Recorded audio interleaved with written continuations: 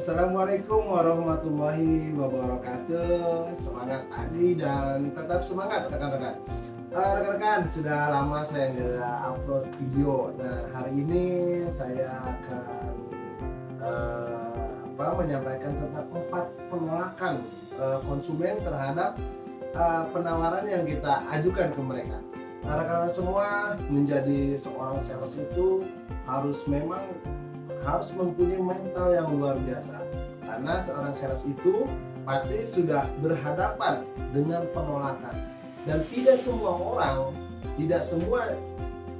dari kita ini bisa menjadi seorang sales karena penolakannya. Tapi kalau dibandingkan dengan hasil itu, menjadi seorang sales itu ada penolakan tapi ada hasil yang tidak terbatas. Jadi rekan-rekan semua, mengenai penolakan ini, kalau seorang sales banyak penolakan.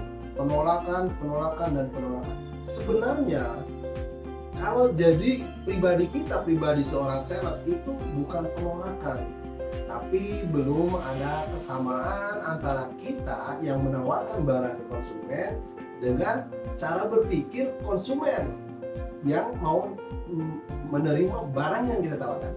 Jadi harus ada kesamaan cara berpikir. Makanya kalau seorang sales, saya selalu bilang itu perlunya approaching, perlunya pendekatan dengan konsumen. Jadi dengan konsumen itu tidak hanya sekedar ibu datang kemudian sudah itu apa yang dibicarakan langsung pergi, enggak. Kita harus datang ke konsumen, kita harus ngobrol banyak. Bagaimana kita bisa menyamakan frekuensi cara berpikir kita dengan frekuensi cara berpikir calon konsumen kita. Nah, itulah rekan-rekan semua. Jadi penolakan itu akan membentuk mental kita menjadi mental baja, mental kita mental pengusaha. Kalau rekan-rekan semua pernah baca atau lihat di channel-channel YouTube bahwa mereka orang-orang yang sukses itu 90 lebih atau 96% mereka sukses itu awalnya dari seorang salesman. Karena mental mereka itu sudah terbentuk, mental yang kuat, mental yang baja. Setelah itu mereka ada jalankan bisnis sendiri, mereka sudah tahu bahwa ada orang karakter seperti ini, kemudian dia juga sudah tahu pangsa pasar yang akan mereka pakai itu yang seperti apa. Jadi rekan-rekan semua itu. Jadi buat rekan semua, menjadi seorang sales itu penolakan sudah pasti. Jadi kita pasti ditolak, harus siap, kuat mental, siapkan mental. Tapi kita akan membangun pribadi kita itu menjadi pribadi yang bermental baja. Jadi kalau kita cerita misalnya penolakan, kita belajar dari seorang Colonel Sanders, pemilik KFC di Amerika. Dalam kisah dia punya 11 resep ayam goreng yang berbentuk nantinya waralaba. Dalam kisahnya itu 1000 kali penolakan, atau ada 1009 kali penolakan restoran terhadap racikan bumbu dia. Dia ajak kerjasama, ditolak, tawarin lagi, ditolak, tawarin, sampai dalam kisah itu 1009 kali penolakan. Dan pada ke 1010-nya ada perusahaan yang oke lah, saya terima ini bumbu racikan kamu, sistem waralaba dan sebagainya. Begitu dia berhasil, kemudian KFC mulai berkembang. Akhirnya bahkan KFC itu sekarang di seluruh dunia, rekan-rekan semua. Bayangkan di seluruh dunia itu sudah mengenal yang namanya KFC. Itu pemiliknya untuk menjadi sukses seperti itu di usia 50 lebih, hampir 60 tahun perjuangannya, penolakannya luar biasa. Tapi dia selalu berkata, ditolak, oke, gagal, bangun lagi, jatuh, berdiri lagi, seperti itu.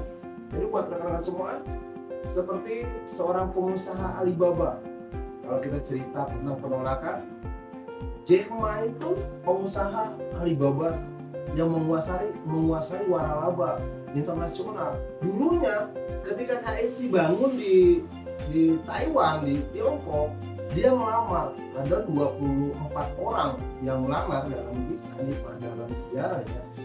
Itu 24 orang yang melamar ke restoran itu 23 orang diterima. Dan satu yang nggak diterima itu Jack Ma. Begitupun dia masuk ke perguruan tinggi ditolak. Kemudian dia masuk ke kepolisian ditolak. Dia yang ditolak terus, tapi dia tidak pernah menyerah. Ditolak, besok ditolak, ada lowongan, dia lakukan lagi, dicoba lagi terus. Maka kalau hari ini dia ngerasa perasaan hari ini seolah-olah berat dan akan mati, maka besok akan lebih baik. Karena semua kembali ke topik kita. Dalam pemasaran itu ada 4 cara atau 4 penolakan dari konsumen terhadap kita ketika kita menawarkan barang. Yang pertama, ketika kita tawarkan barang ke konsumen, alasan penolakan mereka itu adalah no money atau tidak ada uang, tidak punya uang. Jadi ketika kita tawarkan, ini misalnya kita tawarkan sebuah toko, Ibu, Assalamualaikum, Ibu, selamat pagi, saya tawarkan barang ini, perkenalkan diri, kemudian kita bagaimana tersenyum, kemudian kita cerita tentang perusahaan kita cerita tentang barang yang kita tawarkan. Mereka ketika kita tawarkan dan tidak butuh dengan barang kita, penawaran kita, mereka aduh bagaimana ya Pak, usaha kita lagi sepi nih, nggak ada uang untuk bayarnya. Ketika itu penolakan, cuman alasan mereka itu karena tidak ada uang. Apa yang harus kita lakukan sebagai seorang sales? Introspeksi dulu, betul nggak? Kalau misalnya usaha-usaha yang kecil kita tawarkan dengan misalnya analisa, misalnya nih sehari 50.000 atau sebulan itu di 700.000, dengan analisa kita nggak bisa, berarti memang salah kita salah prospek usaha yang kita tawarkan. Jadi prospeknya kita salah. Atau ketika kita masuk ke sebuah toko yang usahanya besar tapi mereka alasannya aduh lagi sepi dan tidak ada uang, boleh-boleh aja kita, oh iya Ibu, mungkin bulan ini, hari ini kita masa-masa sulit mungkin Ibu kan cuma Ibu aja, bukan cuma Bapak aja, yang lain pun gitu, tapi saya yakin Ibu bulan depan akan lebih baik, akan jauh lebih baik. Jadi setelah itu tidak kita tinggalkan konsumen, dengerin dulu, dengarkan dulu keluhan mereka. Dari keluhan mereka itu nanti kita pasti tahu mereka mengeluh apa, kita akan tahu apa yang menjadi kebutuhan dia, apa yang menjadi alasan mereka tolak karena nggak ada uang ini dan itu. Kita dengarkan aja. Oh, setelah kita dengarkan, kita paham keadaan, oh iya Ibu, mudah-mudahan bulan depan akan lebih baik dari ini ya Ibu, dan sebagainya. Kita beri dia, setelah kita dengarkan, kita sanjung, kita beri semangat mereka. Padahal mereka memang alasannya karena belum mau dengan barang yang kita tawarkan. Tidak apa-apa, ngobrol baik, setelah itu yang ada kartu nama kita tutup. Oke lah Bapak Ibu, semoga hari ini Ibu banyak pelanggan, hari ini dapat untung yang lumayan, yang cukup. Nanti perlu apa, Ibu bisa hubungi saya kok di sini. Ya, Ibu Bapak hubungin saya. Nah itu kasihlah kartu nama kita, atau mungkin ada kartu nama tempel. Nah, itu kemudian yang penolakan kedua, mereka biasanya bilang tidak butuh. Ketika kita tawarkan, aduh enggak Pak, saya nggak ada kebutuhan lagi nih, handphone udah ada, laptop buat anak sudah ada, kemudian barang-barang usaha udah ada, semua sudah ada, saya nggak butuh deh Pak, kayaknya saya lagi nggak butuh. Mereka menolak, tapi dengan alasan bahwa mereka tidak butuh dengan barang yang kita tawarkan. Apa yang harus sales lakukan saat itu? Tidak apa-apa, kita dengarkan aja. Oh iya Bu. Kemudian sales punya prinsip, selama orang itu masih hidup pasti punya kebutuhan. Selagi orang itu punya kebutuhan sudah tertutupi, maka biasanya orang akan punya keinginan. Kebutuhan sama keinginan itu beda. Contoh seperti ini kan, saya tidak makan dari pagi sampai pagi berikutnya, maka kita akan lemas. Nah, kita harus makan, itu artinya kebutuhan, kita harus makan. Tapi kalau keinginan tidak, keinginan itu kita sudah cukup makan, sudah kebutuhan ada, contoh tadi. Oh iya, tapi usaha saya lagi baik ini.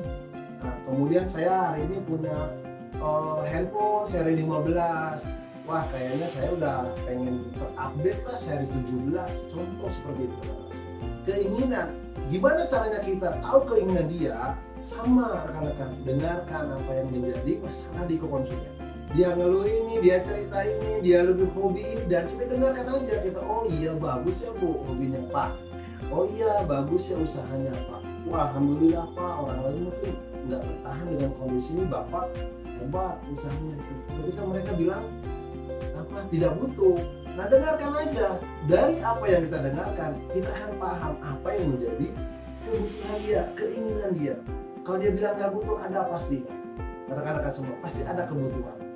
Nah, dari situ dengerin, nah, ada cerita. Dari situ kita akan nangkap apa yang menjadi kebutuhan, apa yang menjadi keinginan. Jadi ketika konsumen itu, tapi setelah kita bicara banyak dengan konsumen, calon konsumen bilang, tapi lain kali aja deh, ya saya belum butuh. Ya sudah, nggak apa-apa. Kita tetap baik, senyum dan sebagainya. Oke Ibu, Bapak nanti mungkin hari ini belum butuh, nanti hubungin saya kalau Bapak butuh apa-apa ya. Saya titip kartu nama, saya tempel kartu nama. Bisa hubungin saya. Itu alasan yang kedua. Kemudian alasan yang ketiga, no hurry atau tidak buru-buru. Kalau kita sebagai sales nih datang ke calon konsumen, Ibu selamat pagi, Ibu assalamualaikum dengan senyum. Ibu selamat pagi, Ibu assalamualaikum, bagaimana kabar Ibu hari ini, usaha Ibu gimana, bapaknya kemana Ibu atau ibunya kemana, usaha Bapak lancar gimana Bu, Pak, anak-anak sehat Ibu. Itu basa-basi kita. Ketika ke konsumen, bagaimana kita cari hati konsumen, bagaimana kita lakukan approaching atau pendekatan kepada konsumen. Nah setelah itu ada respon. Ada respon ini itu kita cerita, oh ya Ibu dari mana Pak, dari mana Bang, dari mana Mbak, Ibu. Oh ya Ibu kita dari perusahaan ini, kami jalan sengaja melihat toko Ibu rame, mungkin Ibu ada perlu gini, sampaikan semua dan sebagainya. Oh tapi gimana Pak ya, barang sudah lengkap sih Pak di rumah, buat usaha pun sudah lengkap dan sebagainya. Cuman ada sih Pak, saya butuh sih laptop, tapi nanti 3 bulan lagi anak saya mau masuk kuliah. Jadi nggak buru-buru sih Pak, nanti aja lain kali saya. Dia tidak buru-buru. Apa trik yang harus dilakukan seorang sales? Banyak. Salah satunya dia bilang, salah satunya ini ya setelah kita dengarkan mereka sama. Dengarkan dulu apa menjadi masalah, apa yang menjadi keluhan mereka.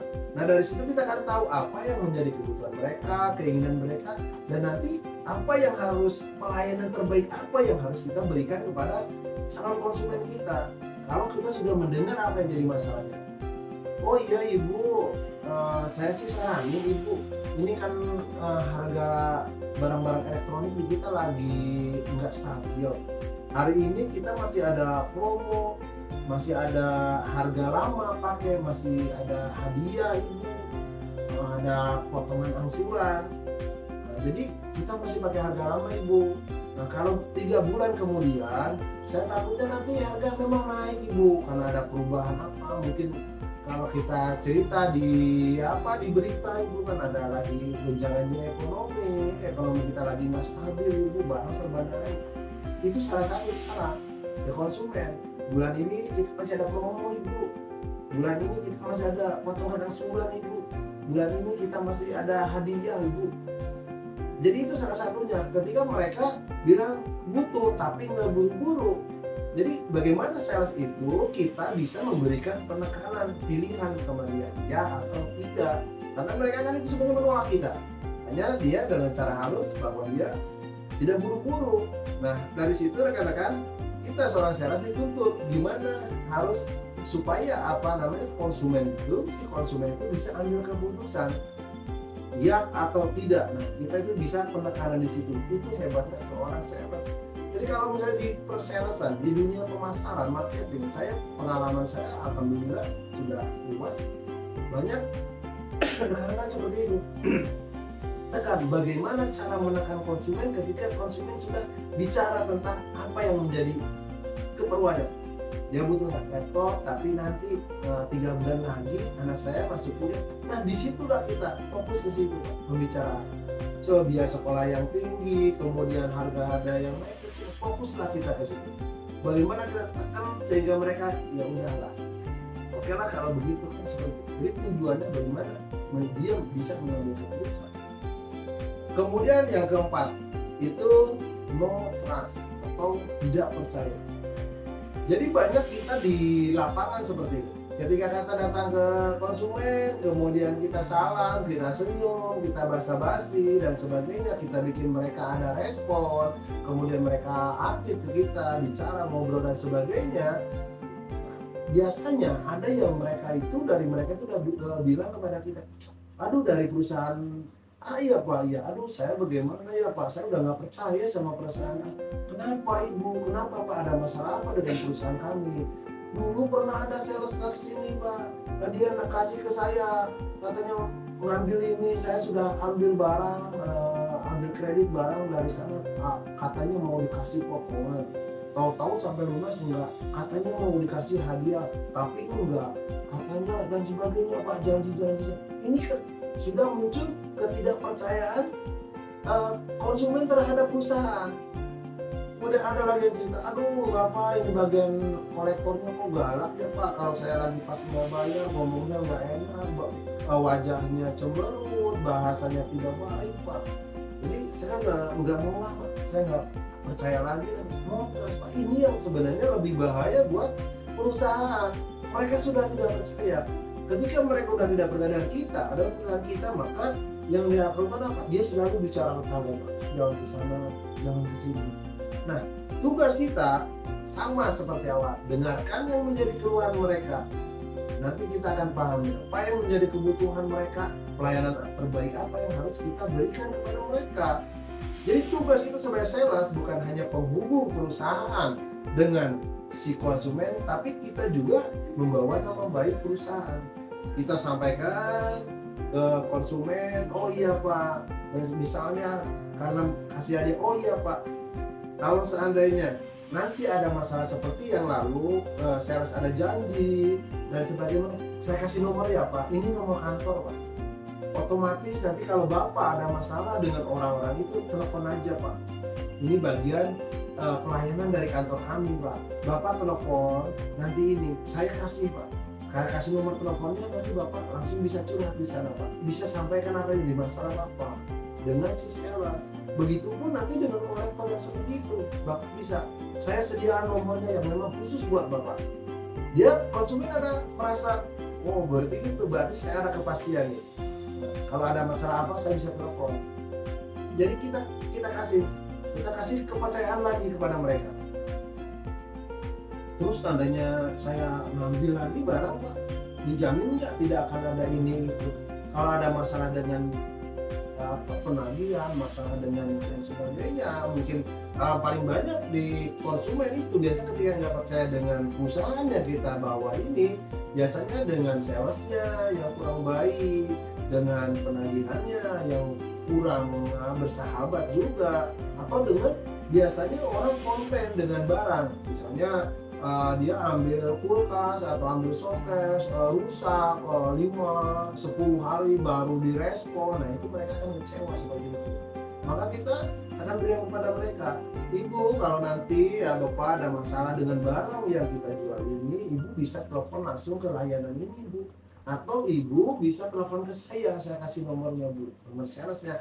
Atau ketika ada masalah Ibu bisa langsung ke bagian kolektor itu, bagian penagih bilang ada masalah ini, nanti kami pasti respon. Karena kami sudah sistem kami sekarang sudah lebih rapi. Ada masalah ini, masalah itu, nanti kami akan selesaikan. Nah itulah rekan-rekan semua. Jadi kalau bicara kita tentang penolakan, ada 4 penolakan. 1, no money, tidak ada uang. Kemudian no needs, mereka tidak butuh. No hurry, mereka tidak buru-buru. Dan no trust, mereka tidak percaya dengan perusahaan yang kita bawa. Salah satu yang dilakukan oleh sales seperti itu. Mengenai penolakan ini rekan-rekan, Penolakan itu memang hal yang berat kalau kita tidak punya pengalaman di bidangnya. Tapi dengan menjadi seorang sales, kemudian kita gigih tawarkan terus barang yang kita jual, maka di situ kita akan bisa mempelajari bagaimana sifat-sifat, karakter dari konsumen-konsumen yang kita temui. Dari situ itu tidak akan lagi ketika kita ditolak merasa sakit hati, ketika kita nggak diterima baru nyampe sudah ditolak, nggak diterima, itu hal yang biasa yang membuat kita lebih kuat. Jadi rekan-rekan semua, itu yang saya sampaikan hari ini, semoga bermanfaat. Tawarkan terus barang yang kita jual, jangan pernah menyerah, terus jadikan diri kita sebagai pribadi yang selalu dirindukan oleh orang-orang yang kita cintai. Rekan-rekan, itu hanya itu saya pesankan, semangat terus, jangan pernah menyerah. Assalamualaikum warahmatullahi wabarakatuh.